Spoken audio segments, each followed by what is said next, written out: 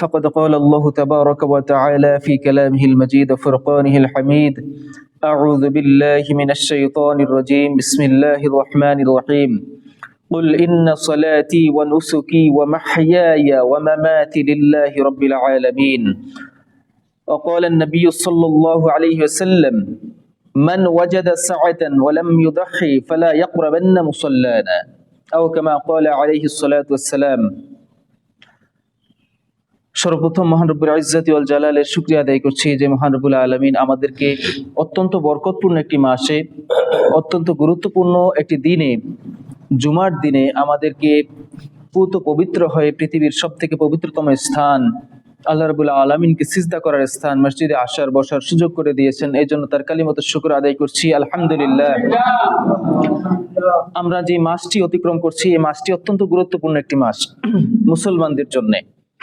এই মাসটিকে বলা হয় জিলহজ মাস, আরবি 12 মাসের সর্বশেষ মাস জিলহজ মাস, হজের মাস। জিলহজ মানে হজের মাস। তো এই মাসটি শুধুমাত্র হজের মাস নয়, এই মাসটি হজের মাস, এই মাসটি আরাফাত দিবসের মাস। আরাফাত দিবসে কেউ যদি রোজা রাখে, আল্লাহ রাসূল সাল্লাল্লাহু আলাইহি সাল্লাম বলেছেন যে ব্যক্তি আরাফাত দিনে রোজা রাখলো তার পিছনের 1 বছরের এবং সামনের 1 বছরের গুনাহ, সগীরা গুনার খাতা আল্লাহ মাফ করে দেন। সুবহানাল্লাহ, অ্যাডভান্স মাফ করে দেন। পিছনে 1 বছর গুনাহ মাফ করে দেন, কিন্তু সামনেরও যে সগীরা গুনাহ হওয়ার সম্ভাবনাগুলো আছে, এই সামনের 1 বছরের সগীরা গুনার খাতাও আল্লাহ অ্যাডভান্স মাফ করে দেন একদিন রোজা রাখলে। তো আরাফাত দিনের গুরুত্ব অনেক। আরাফাত দিন হলো জিলহজ মাসের 9 তারিখ, যেদিন আমরা কুরবানি করব তার আগের দিনটাই আরাফাত দিন। আর মুসল্লিরা যেদিন কুরবানি করবেন, হাজিগণ, তার আগের দিনটা ওইখানে আরাফাত দিন। তো যাই হোক, আর এই মাসটা রোজা হজের মাস, এই মাসটা আরাফাত দিবসের মাস, আবার এই মাসটা কুরবানির মাস। অত্যন্ত গুরুত্বপূর্ণ একটি মাস। এবং এই 10 দিন এক হাদিসে এসেছে যে আল্লাহ রাসূল সাল্লাল্লাহু আলাইহি সাল্লাম বলেছেন যে এই 10 দিনের ইবাদত অন্যান্য দিনের চাইতে, সারা বছর ইবাদতের চাইতে আল্লাহর কাছে সবথেকে বেশি প্রিয়। এই জিলহজ মাসের 1 থেকে 10 তারিখ, আমরা এখন জিলহজ মাসের এই 10 দিনের মধ্যেই আছি। আজকে হয়তো 1 তারিখ বা 2 তারিখ হতে পারে জিলহজ মাসের। তো যাই হোক, আগামী শনিবার হলো আমাদের কুরবানির ঈদ, তার মানে এর আগে আমরা একটা জুমা পাইতেছি।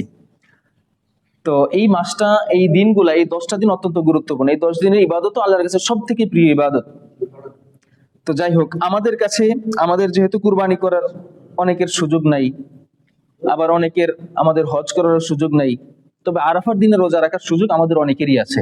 জিলহজ মাসের 9 তারিখে আমরা ইনশাআল্লাহ রোজা রাখার চেষ্টা করি। এই দিনটা পড়ছে আমাদের এখানে শুক্রবার, আগামী শুক্রবার হলো আরাফার দিন। তা আমরা চেষ্টা করবো, আমার যাদের শারীরিকভাবে সক্ষমতা আছে, আমরা আরাফার দিন, আগামী জুমার দিনটা রোজায় কাটাইতে। এই দিনটাই আরাফার দিন। আর যাদের উপরে কুরবানি ওয়াজিব, কুরবানি শব্দটা কুরবুন থেকে আসছে। কুরবুন অর্থ আরবিতে, এর শব্দটার অর্থ হলো নিকটবর্তী হয়ে যাওয়া, নিকটবর্তী হওয়া, করিব, নিকটবর্তী হওয়া। তো এটার উলামায়ে কেরাম এই কুরবানির সংজ্ঞায় বলেছেন মা ইয়াতাকাররাবু বিহিল আবদু ইলা রাব্বিহি। কুরবানি হলো এমন একটা কাজ, যেই কাজের মাধ্যমে বান্দা তার রবের নিকটবর্তী হয়ে যায়। অর্থাৎ যিনি কুরবানি করবেন তিনি আল্লাহর নিকটবর্তী হয়ে যাবেন। এই জন্য এইটাকে বলা হয়েছে কুরবানি, যেটার মাধ্যমে আল্লাহ নিকটবর্তী হয়ে যাও। এটার আরো অনেক শব্দ ব্যবহার করা হয়েছে কুরআন এবং হাদিসে। যেমন কুরআনুল কারীমে বলা হয়েছে নুসুকি, আমার কুরবানি। নুসুকুন মানে হলো কুরবানি করা। এবং অন্য একটা পরিভাষা আছে ইয়াউমুন নাহর, নাহরুন মানে হলো রক্ত প্রবাহিত করা। যেমন সূরা কাউসারে আসছে ফাসাল্লি রাব্বিকা ওয়ানহার, সুতরাং তোমার রবের জন্য নামাজ আদায় করো, ওয়ানহার, আর কুরবানি করো। তো নাহরুন মানেও কুরবানি করা। আরেকটা শব্দ আছে উদহাইয়াতুন, কুরবানি করা।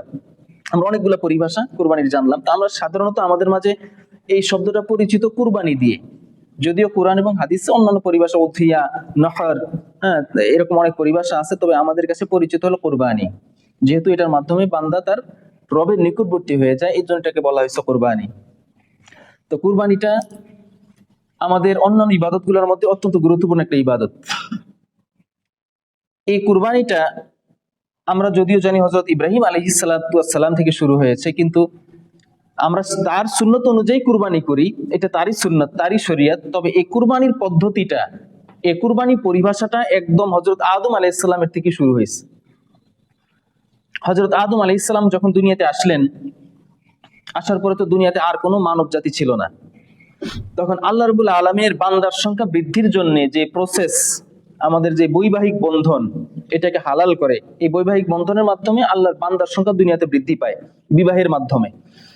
তো এই বৈবাহিক প্রথাটা জারি রাখার জন্য, আল্লাহর বান্দার সংখ্যা বৃদ্ধি করার জন্য আল্লাহ রাব্বুল আলামিন একটা শরীয়ত দিয়েছিলেন। সেই শরীয়তটা হলো আদম আলাইহিস সালামের সন্তানেরা একজন ভাই তার বোনকে বিয়ে করতে পারবে, যেটা আমরা এখন পারি না।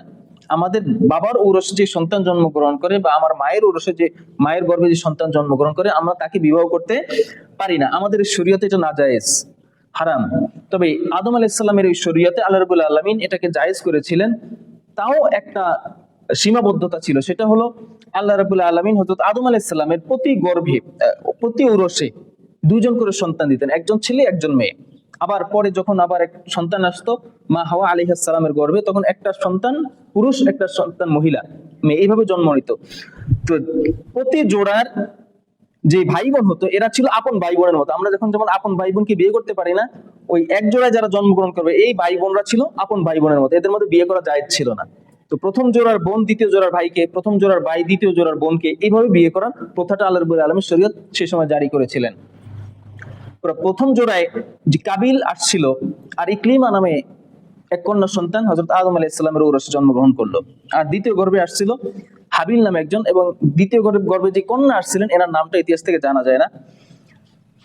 তো প্রথম গর্ভে যে সন্তান আসছে কাবিল এবং ইকলিমা, তো কাবিলের চোখ পড়ছে ইকলিমার দিকে। ইকলিমা অত্যন্ত সুন্দরী সুশ্রী ছিলেন। তো যার ফলে যদিও কাবিলের জন্য সেটা বিয়ে করা যায় ছিল না, কিন্তু যেহেতু ইকলিমা সুন্দরী ছিল এবং দ্বিতীয় গর্ভে যে কন্যা আসছে তার চেহারাটা কাবিলের পছন্দ হয় নাই, তো যার ফলে কাবিল দ্বিতীয় কন্যাকে বিয়ে করতে রাজি ছিল না। সে প্রথম কন্যাকে বিয়ে করবে, তার সাথে যে কন্যা জন্মগ্রহণ করলো তাকেই বিবাহ করব, এরকম সিদ্ধান্ত সে নিল। হযরত আদম আলাইহিস সালাম অনেক বোঝানোর পরেও সে বিবাহ করতে রাজি হইল না। তো সর্বশেষ আদম আলাইহিস সালাম বললেন, ঠিক আছে, তুমি যখন রাজি হচ্ছ না, এটা তো আল্লাহর পক্ষ থেকে নির্দেশ, এটার ফয়সালা আমার হাতে নেই, এটার ফয়সালা কার হাতে? আল্লাহর হাতে। সুতরাং তুমি আল্লাহর সাথেই ফয়সালা করে নাও। তো ইব্রাহিম আদম আলাইহিস সালাম দুইজন সন্তানকে নির্দেশ দিলেন যে তোমরা কুরবানি করো। তো এখন যেমন কুরবানি করলে আমরা এটা কবুল হইলো কি হইলো না এটা আমরা বুঝতে পারি না, কিন্তু তখনকার কুরবানি করলে সেটা কবুল হয়েছে কি হয় না এটা স্পষ্ট হয়ে যেত বান্দার কাছে। তো হযরত আদম আলাইহিস সালাম উভয় সন্তানকে কুরবানি করতে বললেন যে যার কুরবানি আল্লাহ কবুল করবেন তার সাথেই ইকলিমার বিবাহ হবে। এই কথা বলে তিনি মক্কায় চলে গেলেন হজ করার জন্য। এই অবস্থায় কাবিলের একটা ক্ষেত ছিল, সে কৃষি কাজ করত, আর হাবিলের ছিল ছাগলের পাল, সে ছাগল লালন পালন করত। তো হাবিল এর মধ্যে নেককার লোক ছিল, এই ছোট যে সন্তানটা খুব নেককার লোক ছিল, সে আল্লাহ ভক্ত ছিল, মুত্তাকি পরহেজগার ছিল। তো কুরবানি করার কথা বলে আদম আলাইহিস সালাম যখন চলে গেলেন দুজনেই কুরবানি করার জন্য, এখন কুরবানি করার কিছু নির্দিষ্ট পশু আছে, 6টা পশু দ্বারা কুরবানি করতে পারি আমরা, এর বাইরে করতে পারি না। তখনকার কুরবানি ছিল যার যে সম্পদ আছে, যার যা কিছু আছে তাই সে কুরবানি করতে পারতো, আল্লাহর রাস্তায় বিলিয়ে দিতে পারতো।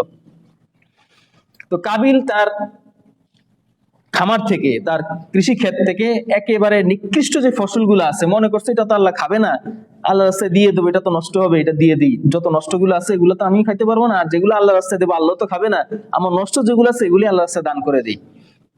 এই চিন্তা করে তার ক্ষেতের মধ্যে যতগুলা নষ্ট ফসল ছিল, শস্য ছিল, এগুলাকে সে নিয়ে আসছে। কিছু কিছু ব্যাখ্যায় আসছে যে সে এই নষ্ট ফসলগুলো আনার পর এগুলোর মধ্যে যে দুই একটা ফল ছিল ওগুলোর সে রেখে দিচ্ছে, রেখে দিয়ে এগুলাকে নিয়ে পাহাড়ের চূড়ায় রেখে আসছে কুরবানি করার জন্য। তখনকার কুরবানির নিয়মটাই ছিল এরকম। আল বিদায়া ওয়ান নিহায়া কিতাবে ঘটনাটা খুব সুন্দর করে আসছে। এবং হাবিল তার যে ছাগলের পাল ছিল, তিনি চিন্তা করলেন যে এই সমস্ত কিছুর মালিক আল্লাহ, আমার মালিক হলেন আল্লাহ, এই যে যত আমাকে জীবজন্তু পশু আল্লাহ দিলেন, সম্পদ দিলেন, এগুলো মালিক হলো আল্লাহ, এগুলো যাবেও, মারা গেলেও এগুলো চলে যাবে আল্লাহর কাছে, আমি মারা গেলে এগুলো দুনিয়াতে থেকে যাবে, আল্লাহর কাছেই যাবে, এগুলো সমস্ত সম্পদের মূল মালিক হলেন আল্লাহ, এগুলা থেকে আমার তো কিছু নাই। সুতরাং যেহেতু আল্লাহ রাস্তায় কুরবানি করতে হবে, আমি সব থেকে উৎকৃষ্ট, সব থেকে তরো তাজা পশুটাকে আল্লাহ রাস্তায় কুরবানি করব। তিনি ওইখান থেকে বাছাই করে একদম তরো তাজা বড় সব থেকে তাজা যেই ভেড়ার বকরিটা ছিল সেটাকেই আল্লাহ রাস্তায় কুরবানি করার জন্য পাহাড়ের চূড়ায় রেখে আসলেন। তো তখন কুরবানি কবুল হলে এটা নমুনা ছিল, আসমান থেকে একটা অগ্নিখণ্ড এসে ওইটাকে জ্বালাই দিয়ে যেত, তাতেই বোঝা যেত যে এটা কুরবানি কবুল হয়ে গেছে। তো ওনারা এটা রেখে আসলো হাবিল এবং কাবিল। পরবর্তী দিন ভোরে গিয়ে তারা যখন দেখলো তো দেখা গেল হাবিলের কুরবানি আল্লাহ কবুল করে নিচ্ছেন, কিন্তু কাবিলের ওই যে পচা শস্য দানা যেভাবে রাখছিল ওইভাবেই সে পড়ে আছে। তো যার ফলে কাবিলের মাথা গরম হয়ে গেছে যে আমি চাইছিলাম ইকলিমাকে বিয়ে করতে, তাইলে আমার কুরবানি যেহেতু কবুল হলো না, আমি তো আর বিয়ে করতে পারবো না, আমার কুরবানি কেন কবুল হলো না, এটা নিয়ে তার মন মেজাজ খারাপ হয়ে গেছে। সে বলল হাবিলকে উদ্দেশ্য করে, লাকুতুলান্নাকা, আমি তোমাকে অবশ্যই অবশ্যই হত্যা করব। তো কাবিল বলল, তুমি আমাকে যদি হত্যা করো, আমাকে যদি আঘাত করো, আমি তোমাকে আঘাত করব না, কারণ আমি আল্লাহকে ভয় করি। আমি চাই তুমি আমাকে হত্যা করে জাহান্নামী হও, কিন্তু আমি জাহান্নামী হইতে রাজি না। এই কথা শুনে এবং হাবিল আরেকটু উপদেশ দিল যে ইন্নামা ইয়াতাকাব্বালুল্লাহু মিনাল মুত্তাকিন, আল্লাহ কেবলমাত্র মুত্তাকিদের থেকেই কুরবানি কবুল করে থাকেন। যেহেতু আমি আল্লাহকে ভালোবেসে আল্লাহর ভয় মনে ধারণ করে কুরবানি করছি, এজন্য আমার পক্ষ থেকে আল্লাহ কুরবানিটা কবুল করছেন। আল্লাহ মুত্তাকিদের থেকে কুরবানি কবুল করেন। তুমি যেহেতু আল্লাহর ভয় তোমার মনের মধ্যে ছিল না, আল্লাহর প্রতি ভালোবাসা ছিল না, এই জন্য তোমার পক্ষ থেকে আল্লাহ কুরবানি কবুল করেন নাই। এই কথা শুনে হাবিলের রাগ আরো বেড়ে গেছে, কাবিলের রাগ আরো বেড়ে গেছে। সে পাথর খণ্ড নিয়ে এক আঘাতে হাবিলকে হত্যা করলো। এইটাই পৃথিবীর ইতিহাসে প্রথম হত্যা। তো এইভাবে কুরবানি শুরু হয়েছিল। সেই কুরবানিটা ছিল অন্যরকম, সেটাও কুরবানি। এই পরিভাষাটা হযরত আদম আলাইহিস সালামের সময় ছিল। তবে আমরা যে কুরবানিটা করি, এই কুরবানিটা হলো হযরত ইব্রাহিম আলাইহিস সালামের পক্ষ থেকে সুন্নাত, হযরত ইব্রাহিম আলাইহিস সালামের শরীয়ত। যে কুরবানিটা ইব্রাহিম আলাইহিস সালাম করেছিলেন তার সন্তানকে। তো হযরত ইব্রাহিম আলাইহিস সালাম যে কুরবানি করেছিলেন, সেই কুরবানিটা ছিল অত্যন্ত হৃদয় বিদারক এবং আল্লাহর পক্ষ থেকে অনেক বড় একটা পরীক্ষা। হযরত ইব্রাহিম আলাইহিস সালাম যখন বাবেল শহর থেকে, বর্তমান ইরাকের একটি শহর বাবেল, যেটাকে ব্যাবিলন বলে, এই বাবেল শহর থেকে যখন হিজরত করে তিনি মিশর চলে গেলেন, প্রথমে সেখান থেকে হিজরত করে ফিলিস্তিনে গেছেন, বর্তমান ফিলিস্তিন। সেখান থেকে হিজরত করে তিনি মিশর চলে যাচ্ছিলেন। এই যাওয়ার পথে তার আবার স্ত্রী ছিলেন হযরত সারা আলাইহিস সালাম। তিনি ছিলেন নিঃসন্তান, বন্ধা, তার কোনো সন্তান জন্মগ্রহণ করে নাই। তো তিনি যখন মিশর উদ্দেশ্যে হিজরত করতেছিলেন, পথিমধ্যে একটা পাপিষ্ঠ পাপাচারী বাদশা ছিল। ওই বাদশার এলাকা যখন তিনি অতিক্রম করতেছিলেন, ওই সময় ওই বাদশার একটা দুশ্চরিত্র ছিল। কোন সুন্দরী নারী পেলেই এই বাদশা তাকে তার নিজের সংস্পর্শে নিয়ে আসতো। তো ইব্রাহিম আলাইহিস সালামের স্ত্রী সারা আলাইহিস সালাম ছিলেন অত্যন্ত সুন্দরী সুশ্রী। তিনি যখন ইব্রাহিম আলাইহিস সালামের সাথে হিজরত করতেছিলেন, তো তিনি যে অত্যন্ত সুন্দরী সুশ্রী এটা এলাকায় ছড়ায় পড়ছে। এই কথা যখন বাদশার কানে গেল, যাওয়ার পরে সাথে সাথে সারা আলাইহিস সালামকে সে তার নিজের দরবারে ডেকে নিয়ে গেল। নিয়ে যাওয়ার পরে তার দিকে যখন একান্ত রুমে তার দিকে যখন আগাইতেছিল, আল্লাহ রাব্বুল আলামিনের পক্ষ থেকে গজব এসে ওই লোকটাকে সেখানে পাথর বানায় ফেললো। একেবারে রাজা যেভাবে ছিল ওইভাবে আর সামনে আগাইতে পারতেছে না, তার সমস্ত শরীর প্যারালাইজ হয়ে গেছে, সে তো আগাইতে পারতেছে না। তো মুখে আল্লাহ রাব্বুল আলামিন তার মুখের জবান খুলে দিলেন। সে সারা আলাইহিস সালামের কাছে মাফ চাইলো যে আপনি আমাকে মাফ করে দেন, আমি আর আপনার সাথে আচরণ করব না। তো সারা আলাইহিস সালাম আল্লাহ রাব্বুল আলামিনের কাছে মাফ চাইলেন, দোয়া করলেন। দোয়া করার পরে সে আবার সুস্থ হয়ে গেছে। সুস্থ হয়ে যেই শয়তান আবার সেই শয়তানি করার জন্য আগাইতেছিল, আবার আল্লাহর পক্ষ থেকে সে প্যারালাইজড হয়ে গেল, আগাইতে পারতেছে না। সমস্ত শরীর তার একেবারে পাথরের মতো শক্ত হয়ে গেছে, আর সামনে আগাইতে পারতেছে না, পিছনে আগাইতে পারতেছে না।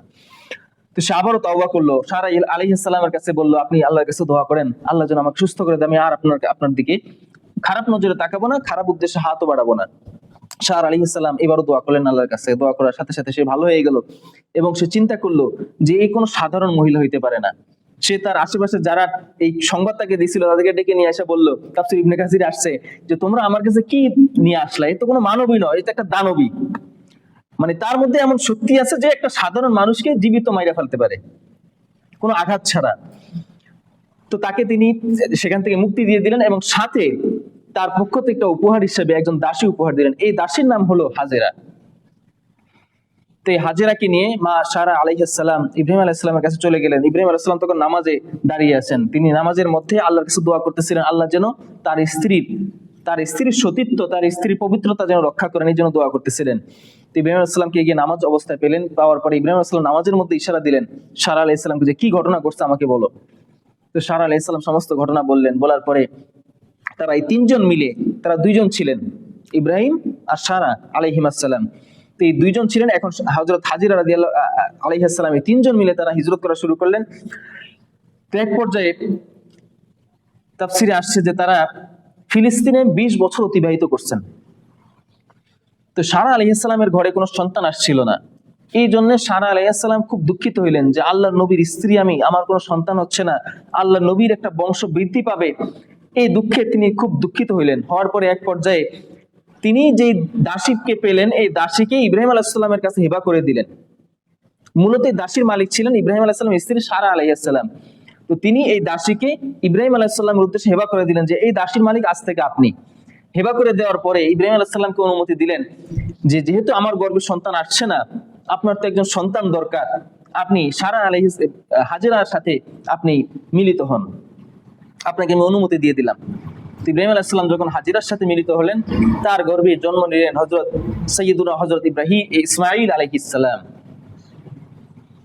তো এক পর্যায়ে হযরত হাজিরার গর্ভে যখন ইব্রাহিম আলাইহিস সালাম ইসমাঈল আলাইহিস সালাম জন্মগ্রহণ করলেন, হাজিরার সম্মান বেড়ে গেছে।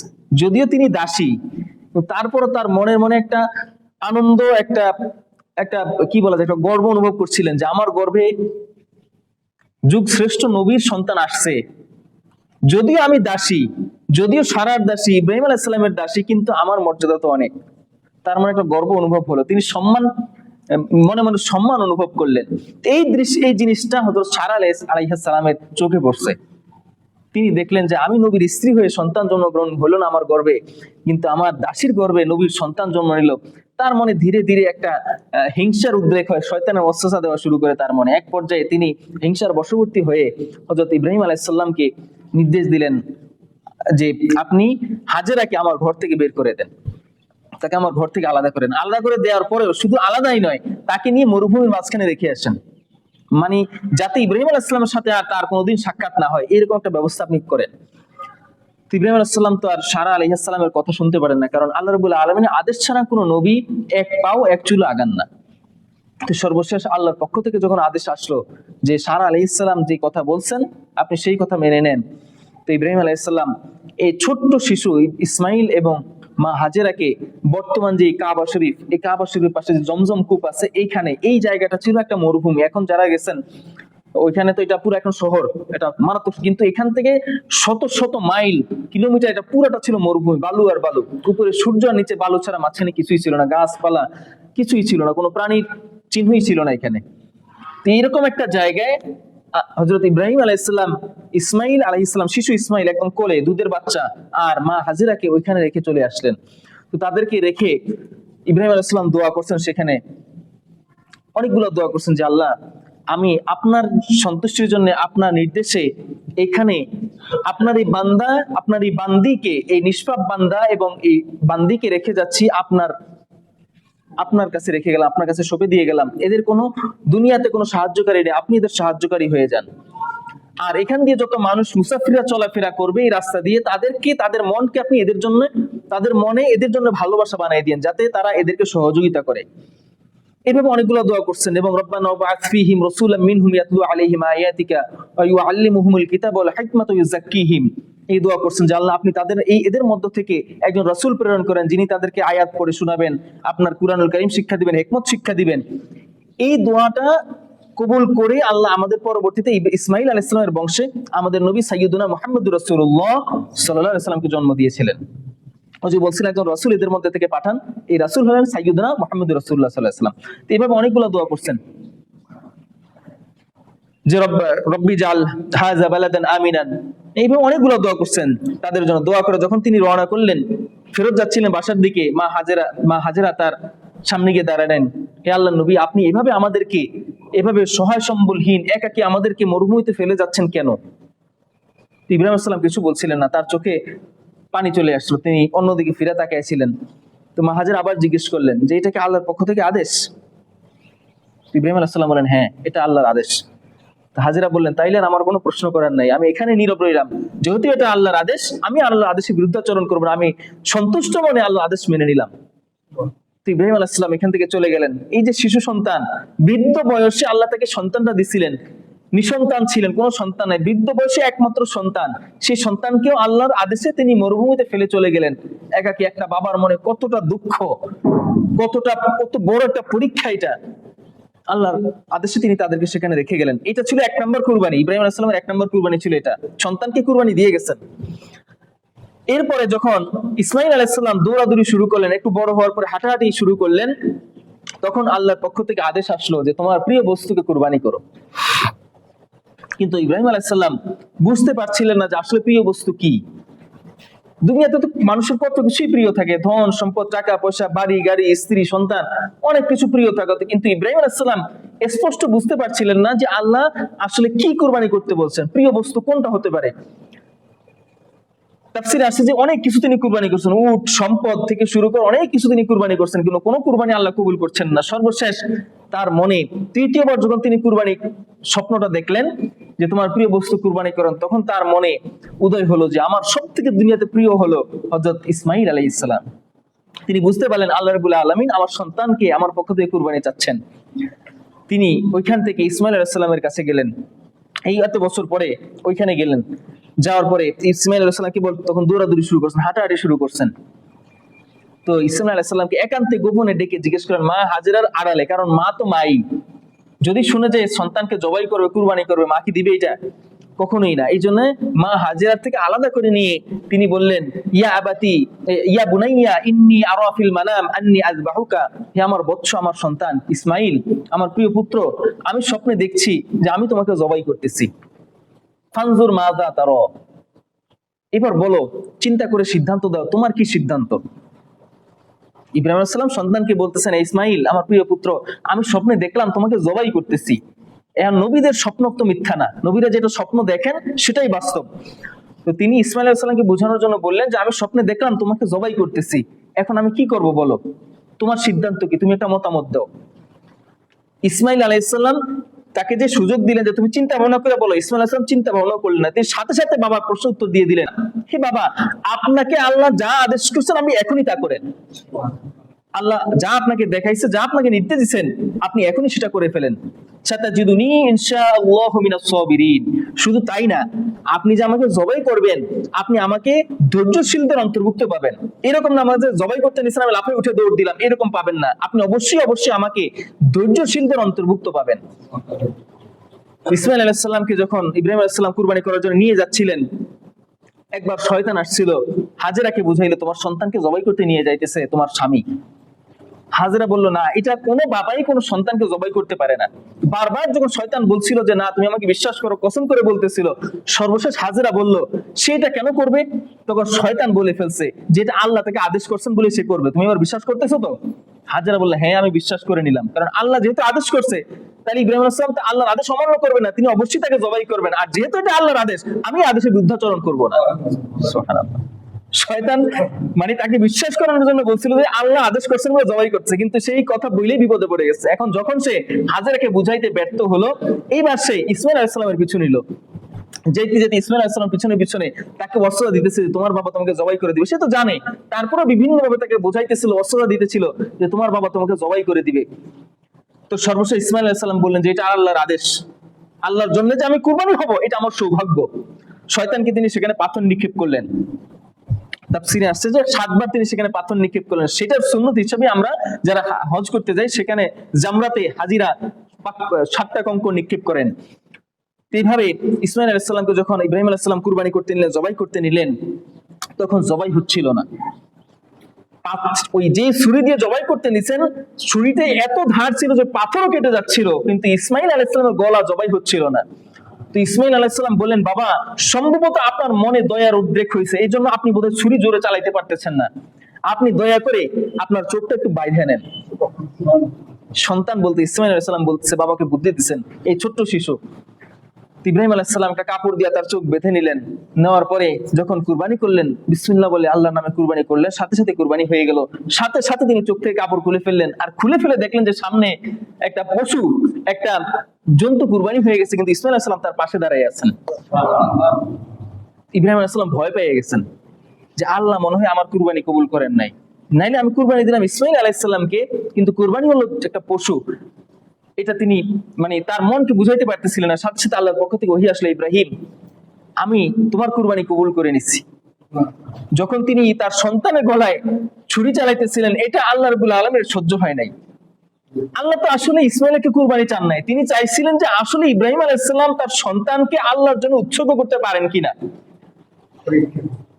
তিনি কি আল্লাহকে বেশি ভালোবাসেন না তার সন্তানকে বেশি ভালোবাসেন, এটাই ছিল আল্লাহর মূল পরীক্ষা। কিন্তু ইব্রাহিম আলাইহিস সালাম জবাই হয়ে যাক, এটা আল্লাহ কখনোই চান নাই। তো তিনি যখন দেখলেন ইব্রাহিম আলাইহিস সালাম তার সন্তুষ্টির জন্য, আল্লাহর সন্তুষ্টির জন্য নিজের সন্তানকে, বৃদ্ধ বয়সের একমাত্র সন্তানকে, যাকে তিনি চোখেও দেখেন নাই, কাছেও রাখতে পারেন নাই ঠিক মতো, এরকম একটা সন্তানকে তিনি আল্লাহর সন্তুষ্টির জন্য কুরবানি দিলেন, এটা আল্লাহ পছন্দ, এটা আল্লাহর সহ্য হয়নি। আল্লাহর সাথে সাথে জিবরাইল আলাইহিস সালামকে দিয়ে জান্নাত থেকে একটা দুম্বা পাঠিয়ে দিয়েছেন। কোন কোন তাফসিরে আসছে, আল বিদায়া ওয়ান নিহায়া কিতাবে আসছে যে এই দুম্বাটা ছিল সেই দুম্বা যেটা কুরবানি করছিলেন হযরত আদম আলাইহিস সালামের ছেলে হাবিল। আল্লাহ রাব্বুল আলামিন ওই দুম্বাটাকে, ওই বকরিটাকে জান্নাতের মধ্যে সংরক্ষিত করে রাখছেন। আর ইসমাঈল আলাইহিস সালামকে যখন কুরবানি করলেন, আল্লাহ রাব্বুল আলামিন জিবরাইল আলাইহিস সালামকে দিয়ে ওই হাবিলের ওই দুম্বাটাকে দুনিয়াতে পাঠিয়ে দিয়েছেন। সুবহানাল্লাহ। এইভাবে আল্লাহ রাব্বুল আলামিন এই কুরআনুল কারীমের এক আয়াতে বলেছেন, লা ইয়ানালাল্লাহু লুহুমুহা ওয়ালা দিমাউহা ওয়ালাকিন ইয়ানালুহুত তাকওয়া মিনকুম, যে আল্লাহ তোমাদের থেকে, তোমরা যে পশু কুরবানি করো এই পশুর রক্ত গ্রহণ করবেন না, এই পশুর মাংস গ্রহণ করবেন না, ওয়ালাকিন ইয়ানালুহুত তাকওয়া মিনকুম, আল্লাহ তোমাদের মধ্য থেকে তাকওয়াটা গ্রহণ করবেন, যে তুমি কি উদ্দেশ্য নিয়ে কুরবানিটা করছো। এটা আমাদের মনে রাখতে হবে। আমরা যারা কুরবানি করব, ইব্রাহিম আলাইহিস সালাম তার সন্তানকে কুরবানি করেছিলেন, আর আমরা সেই জায়গায় একটা পশু কুরবানি করতেছি, এরপরও আমাদের অন্তরে যেন কোনো ব্যাধি, কোনো খারাপ উদ্দেশ্য, কোনো ভেজাল না থাকে। আমরা যেন ইখলাসের সাথে, খুলুসিয়াতের সাথে, একনিষ্ঠতার সাথে আল্লাহর উদ্দেশ্যে একটা প্রাণকে বিসর্জন দিতে পারি, সেই তৌফিক আল্লাহ রাব্বুল আলামিন আমাদের সকলকে নসিব করুন, আমিন। আর শুধু তাই নয়, আমাদের যাদের উপর কুরবানি ওয়াজিব হয় না, সুযোগ নাই, আল্লাহ রাব্বুল আলামিন যেন আগামী বছরগুলোতে তাদের উপরেও কুরবানি ওয়াজিব করে দেন এবং কুরবানি করার সুযোগ আমাদেরকে দান করা, সকলে বলি আমিন। আগামী জুমায় বাকি অংশ ইনশাআল্লাহ আলোচনা করব, কুরআনের হুকুম, আহকাম, কুরবানির পশু কুরবানি কিভাবে করতে হবে, কাদের উপর ওয়াজিব, সমস্ত বিষয় ইনশাআল্লাহ আলোচনা করব। আমা তাওফীক ইল্লা বিল্লাহ।